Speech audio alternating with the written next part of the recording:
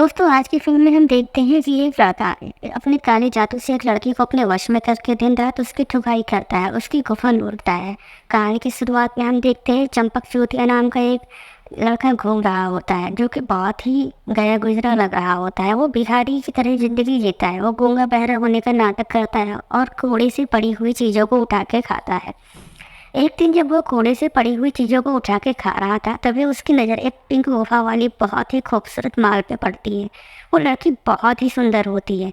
उसे देखकर चंपक चूतिया का हल तैयार हो जाता है खेती करने के लिए। चंपक चूतिया उसे देखता है तो पागल हो जाता है और उसी को देखता रहता है। वो एकदम दूध जैसी गोरी होती है। चंपक चूतिया अब दिन रात उसे ही देखने की कोशिश करता है। वो उसके घर के सामने जाता है और पेड़ पे चढ़ के उसे देखता है और रात में भी वो उसे देखता रहता है। दरअसल बात ये होती है कि अब चंपक चूतिया ने अपने जीवन का लक्ष्य बना लिया था कि उसे किसी भी तरह से उसे अपनी घोड़ी बनाना है और उसके ऊपर चढ़ाई करनी है, उसकी गुफा की खुदाई करनी है, उसके साथ खेती करनी है। इसलिए चंपक चूतिया जब वो सुबह नहाने जाती है, तब वहाँ जाके छिप कर उसे देखता है और उसे देखता रहता है। वो इमेजिन करता है कि जब ये उससे मिलेगी तो वो इसकी किस तरह से लेगा। उसके बाद देखते हैं कि ये हैना नाम की लड़की वहाँ पे एक पहाड़ी पर खड़ी हो जाती है और उसके बाद ये उदास-उदास बैठी रहती है। अपने घर जाती है, तभी सो रही होती है। तभी यहाँ पर चंपक चूतिया अपना हल लेकर आ जाता है और ये हवस का पुजारी उसके माथे पर एक तितली रख देता है और फिर उसके घर में घूमने लगता है, उसके कपड़ों को सूंघने लगता है। उसने कुछ देर बाद ये उसके घर में घूम-घूम कर ये देखता है कि आखिर उसकी मैडम कैसे रहती है। उसके बाद ये बाहर आ जाता है और बाहर से देखता है कि उसके घर में क्या हो रहा है। उसके घर के बाहर ही सुबह जाता है। इसे लगता है कि उसे कि लेने को मिलेगी, लेकिन उसका बाप मिल जाता है इसे और वो इसे भिखारी समझता है। वो इसे गरीब भिखारी समझ के अपने घर ले आता है और अपने घर आके अपने मेट से कहता है कि इस गरीब भिखारी को खाना दो। इधर चंपक चूतिया उसकी लाइब्रेरी में बुक्स देखने लगता है और उसके सामने ये प्रूफ करने की कोशिश करता है कि बहुत ही इंटेलिजेंट है। ये चाहता है कि उसका बाप अपनी बेटी इसे दे दे ताकि ये उसकी गुफा में अपना घोड़ा दौड़ा सके, लेकिन इस गधे को ये नहीं पता था कि इसकी शक्ल कुत्तों जैसी है। उसके बाद ये उसके बुक्स पे कुछ लिखता है और पता नहीं क्या बताने की कोशिश करता है। बुड्ढा वो समझ नहीं पाता है। फिर हम देखते हैं कि सभी डाइनिंग टेबल पे आके बैठ गए हैं। यहाँ पर सोफिया भी बैठी हुई थी और चंपक चूतिया भूखे कुत्तों की तरह खाना खा रहा था। यहाँ पर एक लड़का आता है जिसकी शादी सोफिया से होने वाली है, लेकिन सोफिया को ये लड़का चूतिया लगता है और इसलिए वो इसे पसंद नहीं करती। सोफिया को लगता है कि इसका हाल बहुत ही छोटा है।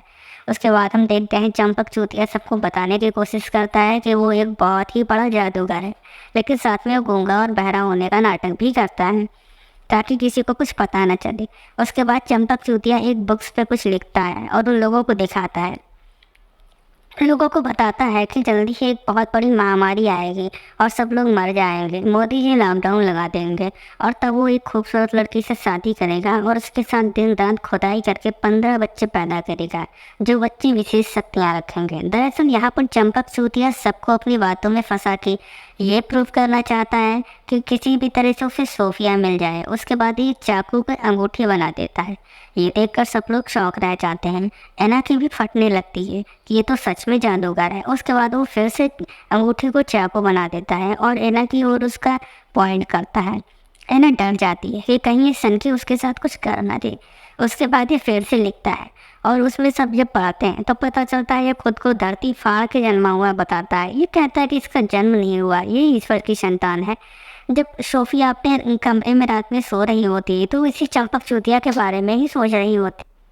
सुबह सोफिया की तबीयत कुछ ठीक नहीं होती है। उसका पिता कहता है कि तुम आराम करो। जब सोफिया खिड़की से बाहर देख रही होती है तो देखती है वो चंपक चूतिया अपना हल लिए लिए घूम रहा होता है ताकि वो किसी भी तरह से सोफिया के अंदर कर सके। सोफिया डर जाती है और खिड़की बंद कर देती है और आके किचन में काम करने लगती है, लेकिन तभी वो साला चूतिया फिर से आ जाता है और वो जो चाकू की अंगूठी बनाई थी वो सोफिया को पहना देता है। दरअसल वो सोफिया पर काला जादू करने आया था और उसके बालों को छूता है, जिससे सोफिया उसके वश में हो जाती है। उसके बाद ये साला चूतिया उससे उसके कपड़े निकालने को कहता है और फिर सोफिया के साथ वो खूब कस के खुदाई करता है। वहाँ पे वो सोफिया के साथ इतनी ज़्यादा खुदाई करता है कि सोफिया बहुत थक जाती है। पहले ये उसे बेहोश करता है और फिर उसके साथ ही सारे गंदे काम करता है, अपनी हवस बुझाता है ये उसकी गुफा को रियल बनाने में कोई कसर नहीं छोड़ता है। लेकिन जब सोफिया को होश आता है तो उसे अपनी हालत देख के पता चल जाता है कि इसने उसके साथ कुछ गलत किया है और वो उसे लात मार के भगा देती है। उसके बाद सोफिया अपना हाथ धुलती है, खुद को तैयार करती है और किचन में दोबारा आती है। तब उसे पता चलता है कि वो उस चंपक चूतिया के घोड़े के बिना नहीं रह सकती है और वो दौड़ कर उसके पीछे जाती है। उससे कहती है, तुम कुछ भी करो लेकिन मेरी गुफा में अपना घोड़ा दे दो, मेरे साथ तुम खेती करो, मैं तुम्हारे बिना नहीं रह सकती। उसके बाद ये सब जंगल में एक घर में जाते हैं। वहाँ पर चंपक चूतिया बताता है कि ये उसकी गर्लफ्रेंड है और ये सब घूमने जा रहे हैं बाहर। लेकिन यहाँ पर सोफिया बहुत कांप रही होती है, उसकी तबीयत बहुत ख़राब हो जाती है और उन लोगों को शक हो जाता है इस चूतिया पर।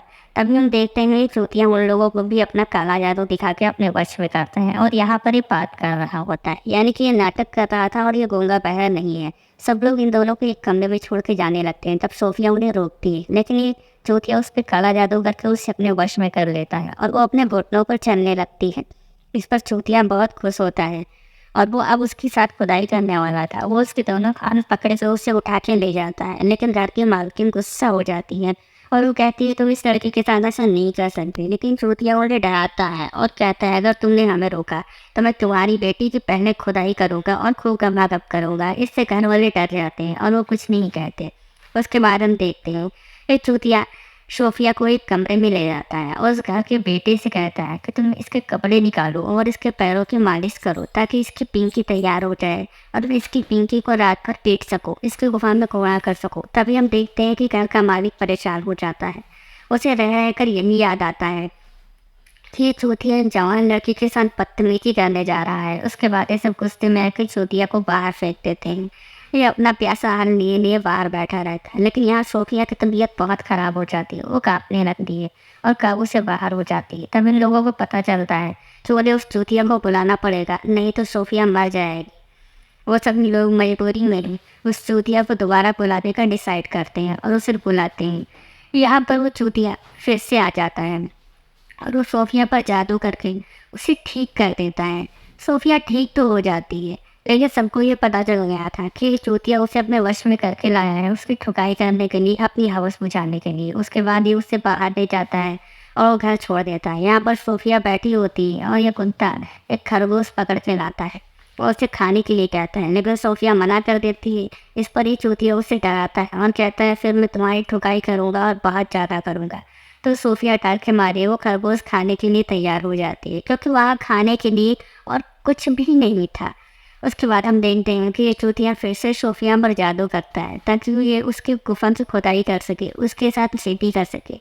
हम देखते हैं रात भर ये उसके साथ खेती करता है। सुबह सोफिया जाके अपने आप को धोती है क्योंकि इस कुत्ते ने उसे गंदा कर दिया था। उसके बाद हम देखते हैं ये फिर से चलने लगते हैं। ऐसे ही चंपक चूतिया सोफिया को लिए हमेशा बंजारों की तरह घूमता ही रहता था। इसके पास कोई घर नहीं था और जहाँ भी रास्ते में मौका मिलता था ये सोफिया की खुदाई करता था। हम देखते हैं कि सोफिया भाग जाती है और एक आदमी से कहती है कि इसे बचा लो। फिर पीछे एक चूतिया पड़ा हुआ है जो रात भर मेरी खुदाई करता है, लेकिन आदमी कुछ नहीं समझ पाता। इस पर सोफिया डर के मारे फिर से उस चंपक चूतिया के पास आ जाती है। उसे पता था कि अगर उसने जान लिया कि सोफिया भागने की कोशिश कर रही तो वो उसे मार डालेगा। हम देखते हैं अगली रात फिर से चंपक चूतिया सोफिया की गुफा में खुदाई करने की तैयारी कर रहा होता है, उसके साथ खेती करता है।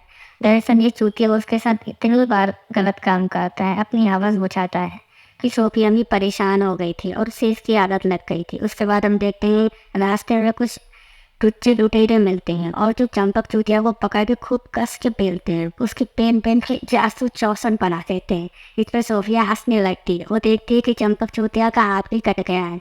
इससे उसे भरोसा हो जाता है कि यह कोई भगवान नहीं है और न ही भगवान का पुत्र है, यह सिर्फ और सिर्फ एक गधा है जो अपने काले जादू से सोफिया को परेशान करता है, उसकी खुदाई करता है। उसके बाद हम देखते हैं ये सब एक शादी में चले जाते हैं। वहाँ पे ये सब दबा के खाना खाते हैं, लेकिन सोफिया मरी में सोच लेती है कि उसे प्यार का नाटक करते हुए इस चूतिया से छुटकारा पाना है और उससे किस करती है, डांस करती है इसके साथ। और चंपक चूतिया को लगता है सोफिया सच में इससे प्यार करने लगी है। अब सोफिया बिना किसी काले जादू के ही अपनी ठुकाई इससे करवा लेती थी। अब देखते हैं सोफिया भाग के एक घर में घुस जाती है क्योंकि उसे लगा कि शायद यही मौका है। यहाँ पर दो अवस्थ पुजारी पहले से बैठे हुए थे। वो सोफिया को अपने घर के अंदर बुला लेते हैं और उसे क्योंकि वो सोचते हैं कि अब तो काम हो गया। उसके बाद वो दोनों सोफिया को शराब पिला के बांध देते हैं कि कुछ देर बाद आके सोफिया की ठुकाई करेंगे, लेकिन तब तक चंपक चूतिया को पता चल जाता है सोफिया ने, और वो उस घर पे पहुंच जाता है। वहाँ से वो सोफिया को निकाल लाता है और उससे कहता है कि तुम पागल हो, तुम्हें पता है दरिंदे तुम्हारे साथ क्या करते। तो सोफिया कहती है वही करते जो तू मेरे साथ करता है। उसके बाद हम देखते हैं चंपक चूतिया और सोफिया ना आए और फिर एक पहाड़ पे गए। यहाँ पर सोफिया चंपक चूतिया के साथ नाटक करने लगती है कि वो उससे प्यार करती है, और वो बिना किसी काने जादू के ही उसके साथ अपनी टाँगें खोल देती थी, और ये चंपक चूतिया उसके साथ खुदाई करता था। अब हम देखते हैं कि कुछ देर बाद सोफिया उस चंपक चूतिया से बात कर रही होती है और उससे कहती है कि तेरे पास जादू नहीं है और तू पागल है, अगर तेरे पास जादू होता तो तुझे चोट नहीं लगती। उसके बाद हम देखते हैं कि चंपक चूतिया का जख्म बढ़ता ही जा रहा था। चंपक चूतिया को इन्फेक्शन हो रहा था। सोफिया उससे कहती है कि हमें डॉक्टर के पास चलना चाहिए, नहीं तो तू मर जाएगा। उसके बाद ये चंपक चूतिया लोहार के पास जाता है और कहता है क्या तू मेरा जख्म ठीक कर सकता है? लोहार कहते हैं नहीं। उसके बाद हम देखते हैं फिर से जंगल में आ जाता है। इतना बीमार होने के बाद भी ये हवस का पुजारी अपना काम करना नहीं बोलता है और मौका मिलते ही हर रात खुदाई करता है। इसी वजह से ये और कमज़ोर हो जाता है, लेकिन इस पागल को ये समझ में नहीं आता। हम देखते रहे कि पागलों की तरह बच्चारों की तरह घूम रहा होता है। सोफिया बोली ऐसी। तब सोफिया इसे डॉक्टर के यहाँ चलने के लिए मनाती है, क्योंकि सोफिया का प्लान होता है कि दरिंदे से छुटकारा पाने का यही एक रास्ता है। वहाँ पर पुलिस होगी और ये पुलिस से इसे पकड़ा देगी। सोफिया उसे डॉक्टर के यहाँ लेकर जाती है। वहाँ पर डॉक्टर इस चूतिया का इलाज कर रहा होता है। तभी पुलिस वाले आके इसे पकड़ लेते हैं और हम देखते हैं कि ये सारा प्लान सोफिया का था, एक दरिंदे से छुटकारा पाने के लिए, ताकि वो इससे छुटकारा पा सके। वरना एक कुत्ता रोज रात उसका रेप करता रहता है और सोफिया को उसके घर भेज दिया जाता है। सोफिया का पिता उसे देखकर बहुत खुश होता है और बहुत रोता है। वो किसी भी तरह से एक आवारा कुत्ते से अपनी बेटी को बचा लाया था। हम देखते हैं कि ये जेलर के सामने लाया जाता है और जेलर इससे कहता है कि मैंने सुना है कि तुम जवान लड़कियों पर, खूबसूरत लड़कियों पर काला जादू करते हो और फिर उनकी ठुकाई करते हो। तो उन पर काला जादू करके उनके साथ खेती करते हो, उनकी ज़मीन पर अपना हल चलाते हो। और मैंने सुना है तेरा हल भी बहुत छोटा है, किसी काम का नहीं है, फिर भी तू ये करता है। लेकिन चंपक चूतिया कहता है मैं ऐसा कुछ नहीं करता और वो मुझसे प्यार करती थी, वो ज़बरदस्ती मेरे पीछे आई थी। मैं तो उसके साथ कुछ नहीं करता और ना मैं उसके साथ कुछ करना चाहता हूँ, लेकिन वो लड़की मेरे पीछे पड़ी हुई है। इस पे कैप्टन हंसने लगता है, यानी कि जेलर, और वो कहता है ऐसा नहीं है। फिर वो सोफिया से पूछता है। सोफिया कहती है हाँ, ये मुझे ज़बरदस्ती ले गया था, ये मुझसे डरा धमका के अपने पास रखता था और रात में मेरे साथ गलत काम करता था। जेलर उसे अंगूठी दिखाता है तो सोफिया कहती है हाँ, इसने काले जादू से एक चाकू को अंगूठी बना दिया है। सोफिया कहती है कि मुझे किसी भी तरह से इस जानवर से बचा लो, वरना ये जेल से छूटते ही मेरे पास फिर वही काम करेगा और ये मुझ पर काला जादू करेगा। जेलर कहता है ठीक है, लेकिन तुम्हें सब सच सच जज के सामने बताना होगा। वहाँ पर सोफिया जाके जज के सामने सब कुछ बता देती है। चूतिया की जल नहीं थी, वो चूतिया की जल के 464 हो जाती है कि अब तो ये गया। हम देखते हैं कि चूतिया जेल में बंद कर दिया जाता है और सोफिया उससे एक बार मिलने आती है। लेकिन यहाँ पर कहानी में ट्विस्ट आता है, क्योंकि जो शक्तियाँ इस चूतिया के पास थी वो रात रात पर सेक्स करने से सोफिया के अंदर चली गई थी और इसके अंदर कोई भी शक्तियाँ नहीं थी। यहाँ पर चूतिया को सजा दी जाती है अदालत में, और ये देखकर सोफिया हंस रही होती है, क्योंकि सोफिया को पता था कि अब इसके पास काले जादू की शक्तियाँ नहीं हैं और वो शक्तियाँ अब सोफिया के अंदर हैं। इसलिए सोफिया किसी को भी अपने वश में कर सकती है। हम देखते हैं कि सोफिया अपने घर में आती है तो उसे पता चलता है कि वो प्रेग्नेंट हो गई है और उसके अंदर इस चंपक चूतिया का बच्चा है। उसके बाद वो डिलीवरी में एक बच्चे को जन्म देती है और वो उसे लेकर चंपक चूतिया को दिखाने जाती है ताकि वो उसे दिखा सके। जेलर भी उसे ये परमिशन दे देता है। सोफिया उस चंपक चूतिया को दिखाती है कि देख छोटी नुन्नी वाले, ये तेरा बच्चा है और ये स्मार्ट है, इसकी नुन्नी भी बड़ी हो गई।